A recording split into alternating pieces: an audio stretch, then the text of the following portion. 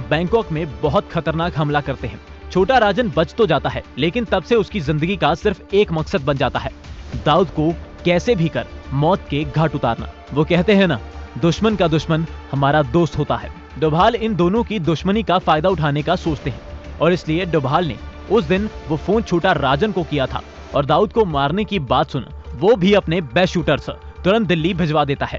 छोटा राजन के शूटर्स का उपयोग करने से डोभाल दोहरी चाल खेलते हैं। एक तो इन दोनों शूटर्स को सूडान के पासपोर्ट पर दुबई भेजा जाएगा, जिससे भारत सरकार पर कोई भी शक की सुई नहीं घूमेगी।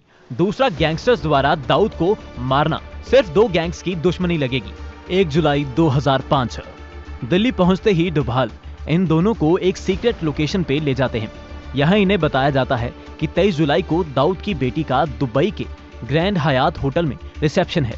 तुम दोनों को सूडान के नागरिक बनाकर दुबई भेजा जाएगा। होटल के बिल्कुल सामने वाली बिल्डिंग से तुम्हें क्लियर शॉट मिल जाएगा, लेकिन दाऊद एक बार होटल में घुस गया तो हम चाह के भी कुछ नहीं कर सकते, इसलिए तुम्हें मेन गेट पे ही उसे मार गिराना होगा। ये सब बताने के बाद इन दोनों शूटर्स की 3 हफ्ते की ट्रेनिंग चलती है, जिसमें उन्हें होटल का नक्शा समझाया जाता है, स्नाइपर्स से निशाना लगाने की ट्रेनिंग दी जाती है और दाऊद को मारने के बाद एग्जिट रूट का रास्ता समझाया जाता है। इधर भारत के सबसे खतरनाक गैंगस्टर को नरक भेजने की तैयारी पूरी गति से चल रही थी और उधर दिल्ली से 1300 किलोमीटर मुंबई में कुछ ऐसा घट रहा था जो पूरे ऑपरेशन को खटाई में डाल सकता है और इसका अंदाजा डोभाल को भी नहीं था। मुंबई क्राइम ब्रांच की इलेक्ट्रॉनिक सर्विलियंस में एक अलग ही उथल पुथल मची हुई थी। 2 अफसर काफी दिनों से एक फोन रिकॉर्डिंग को बार बार सुन रहे थे और आज जाके उन्होंने यह आवाज पहचान ली थी। जैसे ही इन्होंने यह आवाज पहचानी तो इनके पैरों तले जमीन खिसक जाती है और ये तुरंत अपनी आला अधिकारी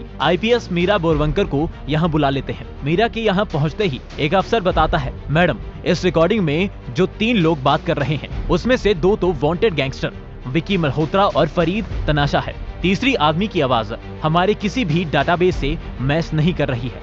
मुंबई क्राइम ब्रांच इन दोनों को कई महीनों से ढूंढ रही थी, इसलिए आज इनकी खबर मिलते ही मीरा तुरंत पूछती है इनके बारे में और क्या पता चला है। इस पर वो अफसर जवाब देता है कि ये दोनों नेपाल से कलकत्ता और फिर दिल्ली आए हैं और रिकॉर्डिंग से लग रहा है कि ये किसी नेता या व्यापारी का खून करने के लिए आए हैं। इतना सुन मीरा के कान भी खड़े हो जाते हैं और वो तुरंत अपने बेस्ट अफसरों की एक मीटिंग बुला लेती है।